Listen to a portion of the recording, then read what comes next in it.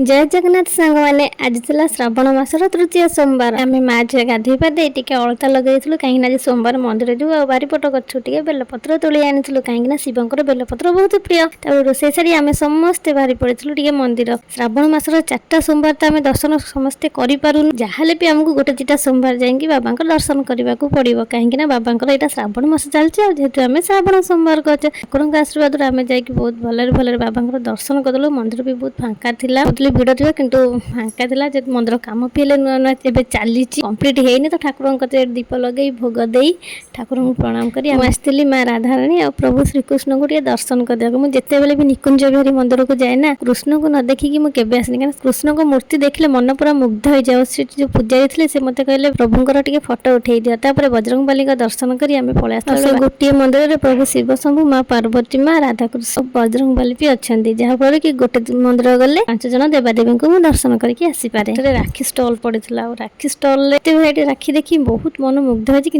राखी आनु नी खाली देखिकी पलि आसती आसला बेले बाटर श्रीनारे बाबू किसी पोस्टाल पैसा रखुते से प्रत्येक मस झील पोस्टाल किसी ना कि रखती जेहेतु गोटे बोली लाडली बहुत भल पाती मुझे जमी रोसे सारिका मंदिर को जाइलु तो प्रसाद पाई आम खाई बसलु बाबू अरुआ भात गुआ घी पकईना खाते निजे मु हाथ में गुआ घी बनई गुआ घी मुझे बनाए बट मुझे खाएनी स्त्री आ पापा खाती तो आज मोर जेहतु श्रावण सोमवार आइटम अच्छे अरुआ भात प्लेन डाली भेंडी भजा शाग भजा और काकुड़ी तो मो ब्लॉग बनाऊँगी बोली बाबू टे हसुँच मो ब्लॉग देखिकी तो खाଇବା पीवा तो सरीगला तो ये आसीगला टाइम मोर बासन माजियापाई चली बासन